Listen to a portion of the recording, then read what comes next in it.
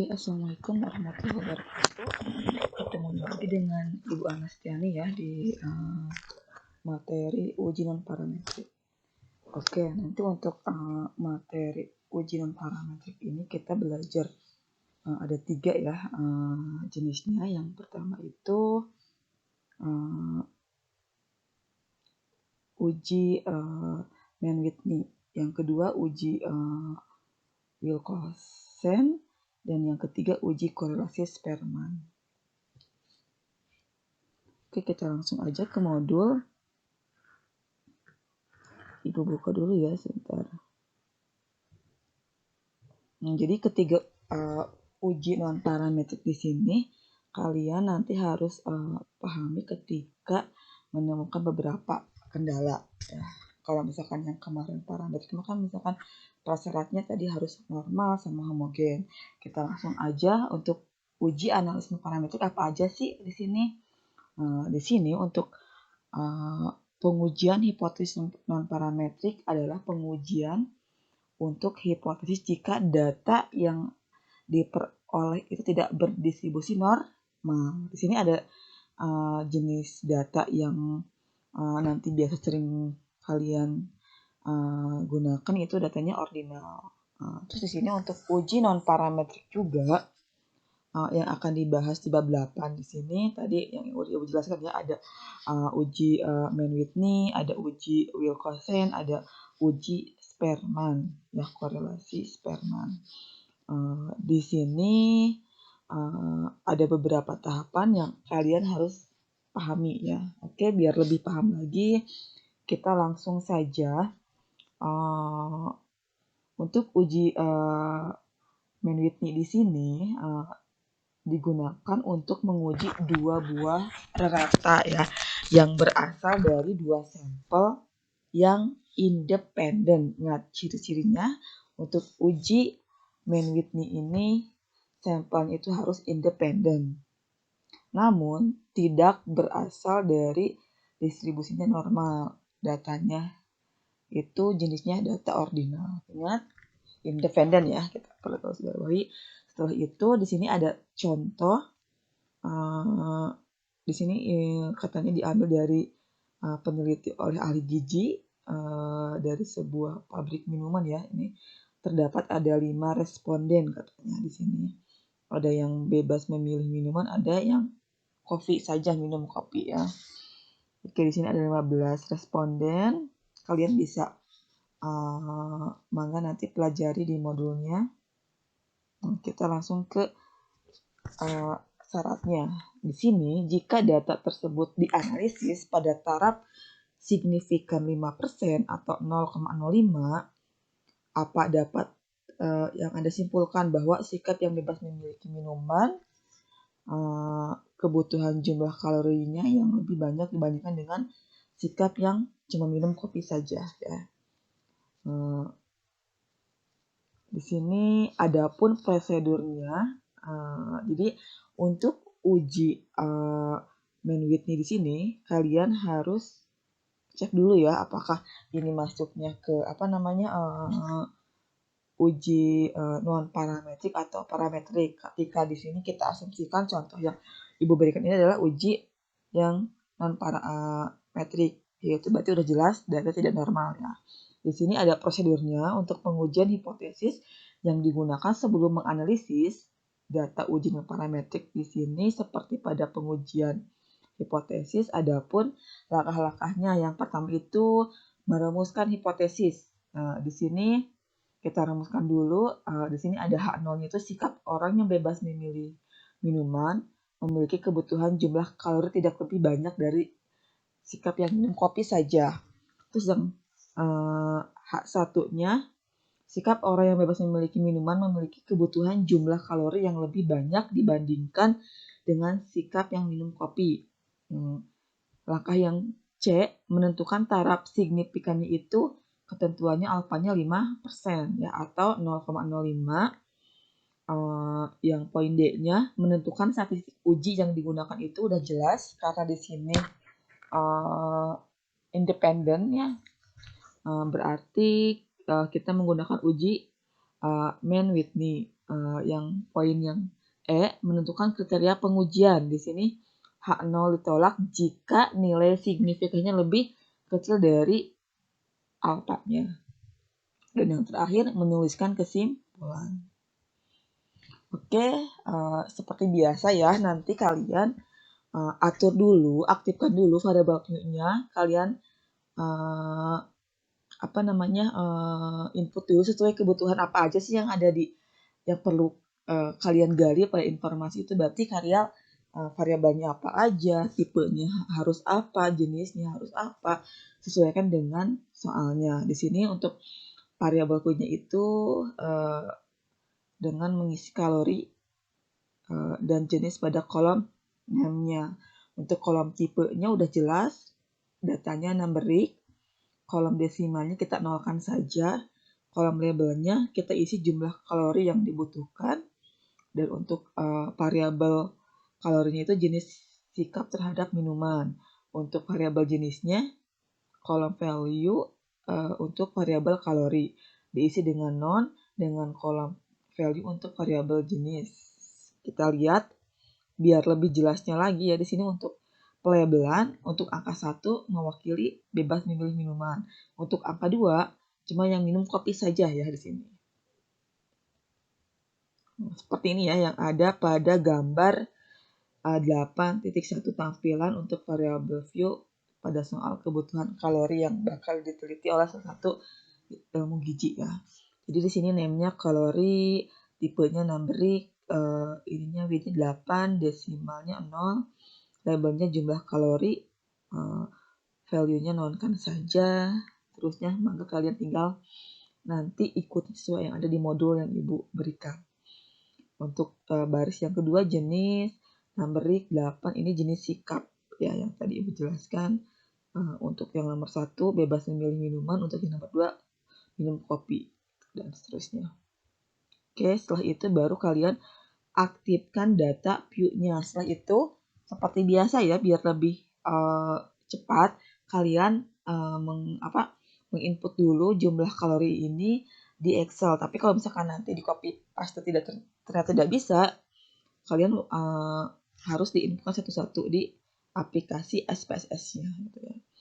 Ini untuk jenisnya tinggal nanti kode ya 1, 2, dan seterusnya.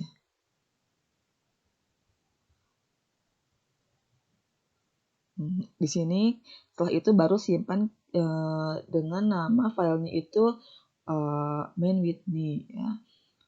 Udah jelas, udah datanya udah terisi, baru kalian langsung ke langkah 4. Pilih analis, pilih deskriptif statistik, lalu ke explore. Setelah itu baru kalian analisis data view ya di sini. Untuk masukkan jumlah kalori itu ke dependent list dan variabel jenis sikapnya itu ke faktor list ya. Langkah ke-6, setelah kalian input, pilih statistik. Pilih, setelahnya tambah seperti ini ya, pilih deskriptif. Kita cek ininya udah confidence-nya itu 95%, baru pilih continue. Setelah itu kalian baru pilih plot. Pilih plot yang ini ya. Baru setelah itu pilih faktor level together, centang normalitasnya, normalitas plot width test, pilih power estimation yang ini, pilih continue. Baru ke langkah 8 itu adalah oke. Di sini udah kelihatan hasilnya. Biar lebih paham kita praktekkan bareng-bareng ya. Bentar.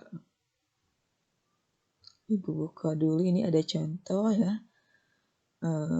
Untuk ujian main with me ya di sini.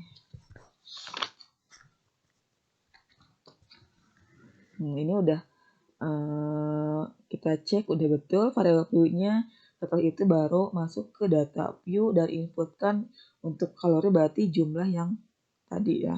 Untuk jenisnya berarti ini yang jenis yang bebas minum, jenis minuman baru langsung sesuai dengan yang ada di soal.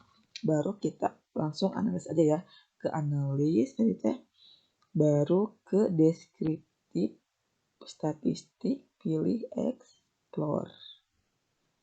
Untuk jumlah kalori pindahkan ke dependent list, untuk jenis sikapnya pindahkan ke faktor list. Oke, udah seperti ini. Langkah selanjutnya itu kalian pilih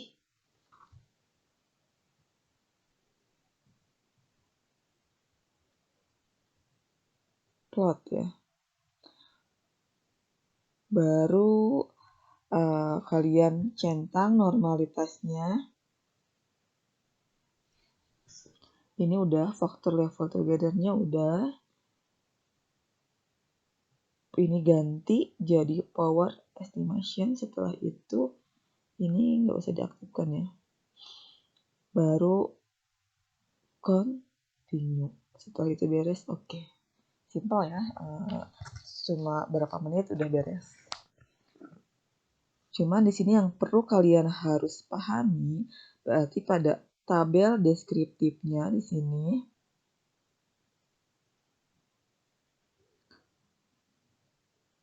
sama tes normalitas sama yang homogenitasnya. Oke, kita kembali ke modul. Insya Allah pada bisa ya, maka tinggal nanti ikutin yang ada di pedoman sama tutorialnya.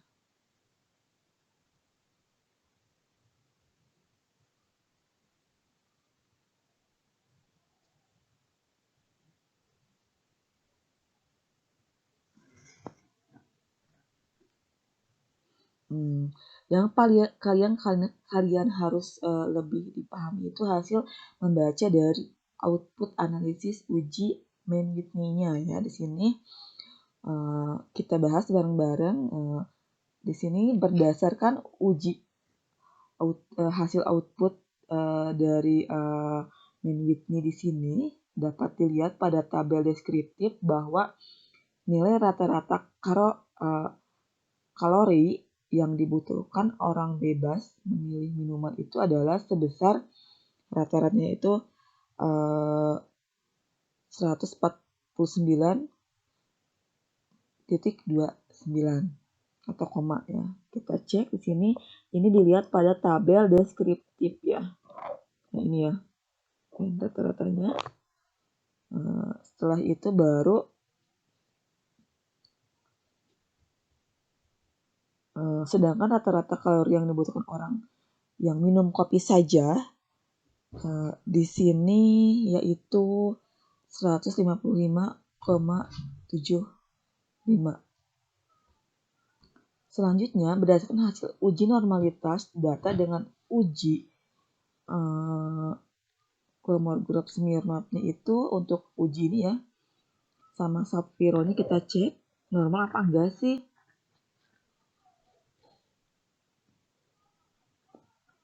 Di sini data sampel yang bebas memilih minuman itu memiliki nilai signifikannya itu 0,022 sehingga data ini udah jelas tidak berasal dari populasi yang berdistribusi normal karena lebih kecil dari alfanya.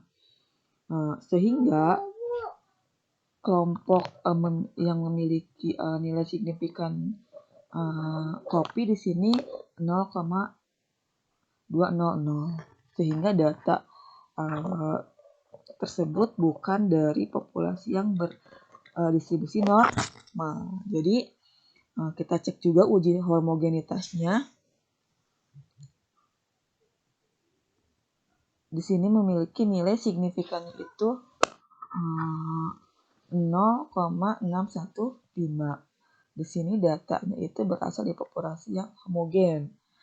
Di sini dikarenakan ada data yang tidak normal kan. Kalau dulu uji parametrik itu udah jelas harus homogen, harus normal. Di kedua tes normalnya ya, baik dari Sapir-Wheel maupun Kolmogorov Smirnov-nya. Karena di sini ada salah satu yang tidak normal, berarti udah jelas menggunakan uji Mann-Whitney ya. Dikarenakan di sini datanya tidak salah satu ada yang tidak normal, maka pengujian hipotesisnya menggunakan uji non parametrik, yaitu menggunakan uji Mann-Whitney. Di sini karena terdiri dari dua kelompok sampel yang saling bebas satu sama yang lainnya, berarti menggunakan di sini bebas independen ya. Adapun langkah-langkah pengujian hipotesisnya, kita lanjut ke langkah 9, pilih ke analis lagi. Setelah itu baru non parametric test. Pilih 2 independent sampel. Kita langsung praktekkan saja.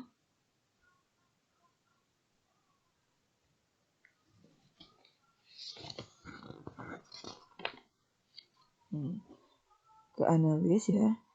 Kita non parametric. Setelah itu baru ke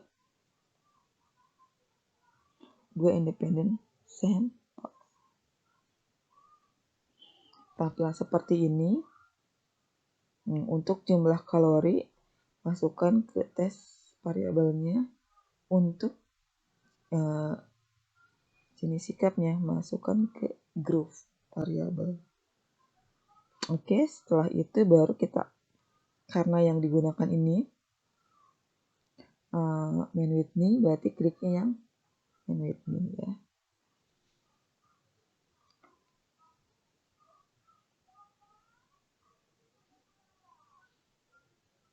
Setelah itu pilih dependent group ya.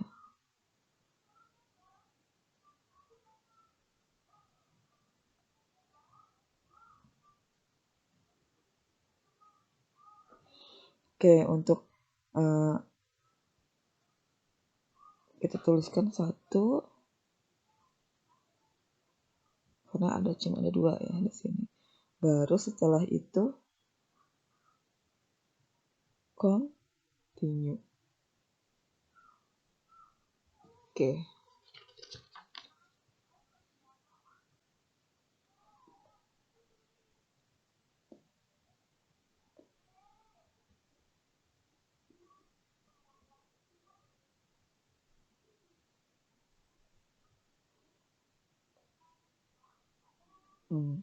Udah jelas ya di sini ada 2 tabel rank sama tes statistiknya.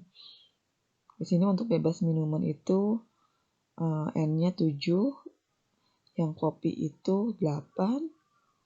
Untuk main ranknya, untuk bebas yang minum itu 7.93, untuk yang minum kopi saja 8,06.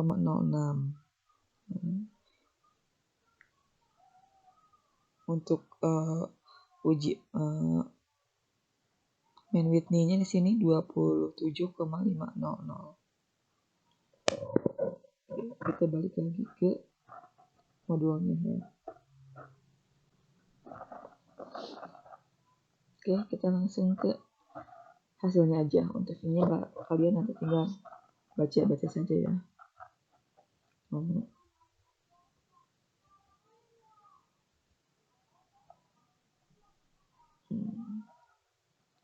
Jadi sebelum ke oke, pilih option dulu ya.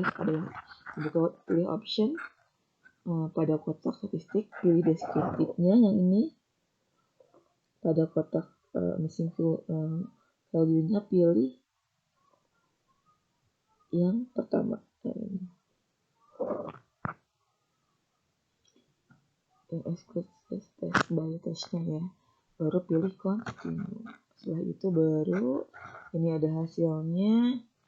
Berdasarkan hasil output pada gambar 8.11 pada tabel ranknya di sini orang yang bebas minum itu ada 7 orang dan yang minum kopi berjumlah 8 orang.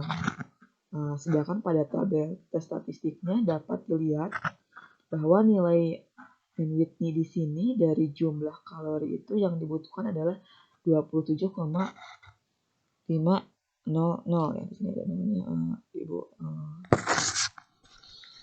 Karena pengujian Higgs signifikannya itu uji dua pihak,